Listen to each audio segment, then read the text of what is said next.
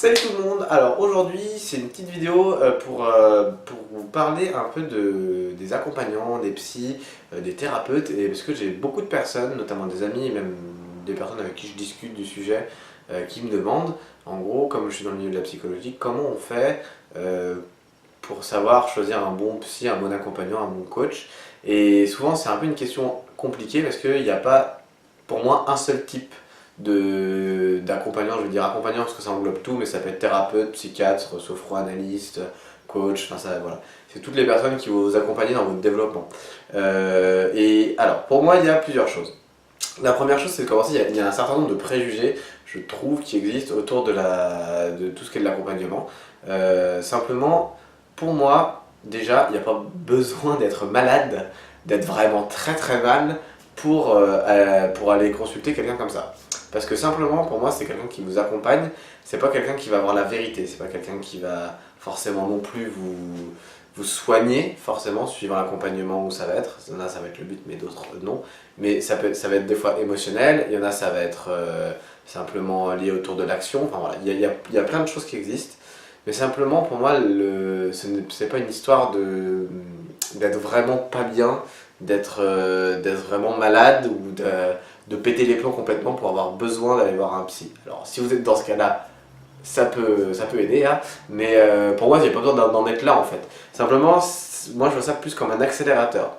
C'est-à-dire que quand j'ai un problème dans ma vie, moi je vais voir des psys, des thérapeutes, des sophros, enfin voilà, de toutes sortes depuis que je suis très jeune. Alors au début on me l'a forcé et c'était une expérience que j'ai mal vécue. Et après j'y suis allé par moi-même pour des raisons sur des sujets où moi j'avais envie de résoudre et que moi j'avais envie de résoudre. Et du coup là ça a beaucoup mieux fonctionné. Donc la première chose, ça va être de se dire que déjà c'est pas obligatoire d'y aller. Il faut que vous y alliez par vous-même. Si vous forcez quelqu'un ou quelqu'un vous force à y aller, ça n'aura pas du tout le même effet parce que vous ne serez pas dans une envie d'avancer. Voilà, vous n'avez pas besoin non plus d'être malade, d'être pas bien. Simplement, voyez ça comme un accélérateur. La vie, elle vous met devant des problématiques, vous vous retrouvez dans certaines choses, vous pouvez vous en sortir tout seul. Plus ou moins dans toute situation, mais il y a une notion de temps qui va rentrer en jeu. C'est-à-dire que vous allez apprendre de vos erreurs au bout d'un moment, à force de les répéter. Simplement, si vous avez quelqu'un qui connaît déjà ce type de schéma, qui connaît ce type d'erreur, ou qui a la capacité de vous orienter là-dedans, et ben ça va être bien plus facile pour vous d'arriver à dépasser. Pour moi, c'est vraiment simplement un accélérateur, comme vous pouvez avoir un accélérateur en quelqu'un qui vous apprend à conduire. Bah, si vous aviez appris tout seul au moins d'une voiture, bah, vous auriez fini par apprendre, mais c'est plus rapide si quelqu'un vous montre la voie, ou vous aide, ou vous explique comment ça marche. Voilà, c'est simplement ça.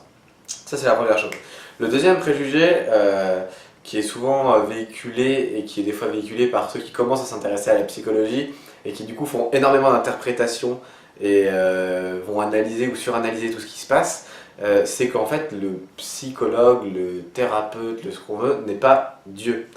C'est-à-dire qu'il n'a pas la réponse à tout, il ne sait pas tout, des fois il sait moins que la personne qui est en face de lui ce qui est en train de se passer, mais par contre il sait gérer l'entretien, il sait faire en sorte que ça avance, il connaît les dynamiques, les schémas, et la réponse vous l'avez en vous.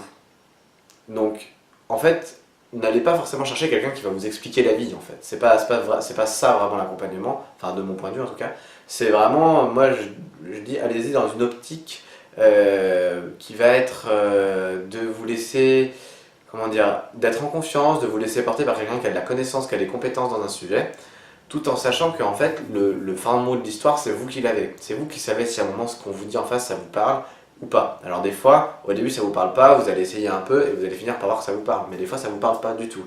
Voilà, le deuxième préjugé que je trouve qui est souvent véhiculé, c'est que voilà, c'est de considérer l'accompagnant comme un dieu qui va vous expliquer la vie.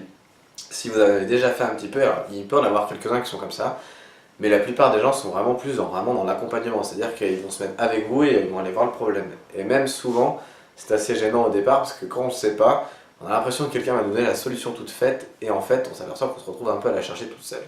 Voilà, ça c'est la deuxième chose. Et la troisième chose, le préjugé qui existe et qui est assez vrai, c'est que ça coûte cher. Alors oui, c'est vrai que souvent ça coûte cher, mais après ça dépend par rapport à quoi. Parce que si on prend ça par rapport à d'autres choses, une télé ou quoi que ce soit, je sais pas, une licence de sport ou autre chose comme ça va être des choses qui peuvent être assez équivalentes. Sauf que l'intérêt de ce genre de travail, c'est que c'est sur vous en fait. C'est en fait, vous investissez de l'argent sur vous, vous investissez du temps sur vous et de l'énergie sur vous pour faire avancer vous dans votre bien-être à vous. Et après voilà, ça c'est une estimation. Est-ce que pour ça vous avez envie de mettre des sous ou pas? C'est un choix que vous faites, mais pour moi le prix, à part quand il est excessif, hein, mais vraiment c'est quelque chose qui doit vraiment dépendre d'une part de vos moyens actuels et de l'autre part de ce que vous êtes prêt à mettre en temps et en argent et en énergie dans votre vie pour aller dans ce domaine-là et pour essayer d'avancer vous sur les domaines comme ça qui vous sont chers. Alors, ça c'est les 3 plus gros préjugés que je retrouve souvent quand je discute dans les discussions. Une erreur qui est souvent faite quand les personnes ils attaquent dans des travails d'accompagnement que j'ai repéré et moi en accompagnant certaines personnes et avec moi l'ayant fait en étant accompagné et même en regardant d'autres personnes se faire accompagner, c'est d'y aller sans objectif.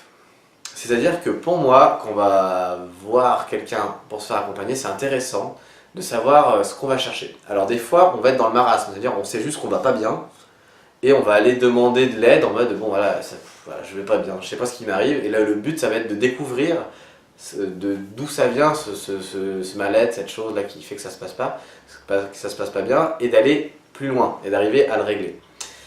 Des fois ça va être bon bah j'ai envie d'aller dans ce sens là, j'ai envie d'avancer comme ça dans mes relations, j'ai envie de faire ceci, mais j'y arrive pas. Je suis à cet endroit là, mais je sais ce qu'il faut faire, ou je sais pas ce qu'il faut faire, mais dans tous les cas j'y arrive pas, du coup j'ai besoin d'aide.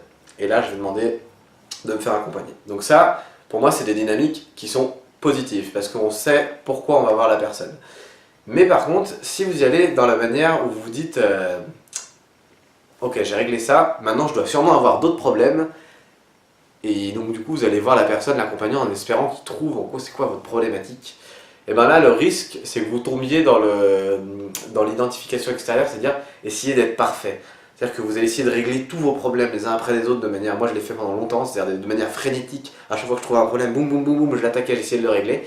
Et en fait au final ce qui se passait c'était que je me retrouvais à être complètement épuisé, à avoir l'impression que je me faisais déborder par les problématiques parce qu'il y en a toujours.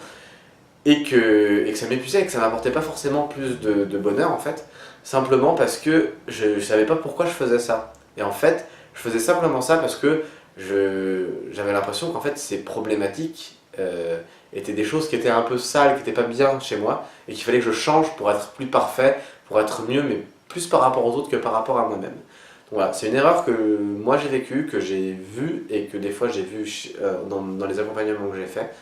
Et donc voilà, c'est un écueil qui est assez facile, dans lequel il est assez facile de tomber. Et comment dire, la manière la plus simple de s'en sortir, c'est de se demander pourquoi on va voir la personne. Et si on ne sait pas pourquoi, bah peut-être que c'est pas la peine là de dépenser des sous et de l'énergie pour ça. Voilà. Et du coup, les clés qui vont servir, une fois que vous avez élucidé tout ça, les clés qui vont servir à choisir un bon thérapeute pour moi, la première de toutes et la plus importante, c'est la confiance. Vous allez devoir tester peut-être un petit peu au départ, peut-être que quelqu'un va vous en parler d'un qui trouve cool ou qui voilà, et vous allez aller voir. Il faut que vous vous sentiez bien avec la personne. Si vous n'êtes pas confiant, de toute manière le travail il va en pâtir derrière, parce que vous allez vous retrouver dans une relation avec le thérapeute ou avec l'accompagnant qui va être vous allez être méfiant, vous n'allez pas déjà vous livrer des trucs sur lesquels c'est difficile pour vous et vous n'allez pas y aller parce que vous ne savez pas trop si la personne est de confiance. Donc ça c'est la première chose, d'être confiant donc en la personne, c'est-à-dire dans sa bienveillance et dans sa compétence. Parce que aussi des fois vous sentez que la personne est très bienveillante, moi ça m'est arrivé certaines fois, mais que dans ses compétences vous avez vraiment pas du tout l'impression qu'elle maîtrise, vous avez l'impression que vous comprenez ce qui est en train de se passer, mais que c'est du déjà vu, tout ça. Et dans ces cas-là, vous pouvez laisser une chance, faire une fois, deux fois, mais c'est pareil, ça sera stérile si vous ne sentez pas que la personne est compétente. Donc ça c'est la première chose. La deuxième chose c'est d'aller tester, c'est ce que je vous disais, c'est d'aller essayer par vous-même et de vous mettre peut-être un timing. Moi ce que je fais souvent, parce que je suis assez pointilleux sur les compétences des personnes, je me dis ok, je fais 3 séances. Et dans 3 séances, je juge si la personne me paraît compétente ou de confiance. Et comme ça, j'ai quand même un petit timing, je ne suis pas que sur l'impulsion. Et la troisième chose, c'est en gros, c'est pas parce que ça va à quelqu'un que ça ira forcément à quelqu'un d'autre. Il n'y a pas une seule manière de faire, il n'y a pas une seule comment dire, technique qui fonctionne. Et même des fois, moi je sais que pour moi, par exemple, il y a plusieurs techniques qui ont fonctionné à différents moments de ma vie, suivant les différentes problématiques que j'ai eues. Et donc, c'est simplement de vous faire vraiment confiance à vous et de ne pas essayer de demander aux autres est-ce que lui c'est un bon, est-ce que lui c'est un mauvais. Alors vous pouvez le demander dans un premier temps, mais vous faire votre propre idée parce que ça se trouve quelqu'un qui va être très compétent pour un certain type de personne sera beaucoup moins efficace sur votre personnalité et inversement, quelqu'un qui sera très bon pour vous peut-être sera beaucoup moins efficace pour une autre personne. Voilà, j'espère que ça vous a aidé. Si vous avez d'autres questions un peu plus précises, des choses que vous voulez que je développe, n'hésitez pas toujours à poser des questions dans les commentaires. Et puis je vous dis à bientôt dans une prochaine vidéo. Allez, salut!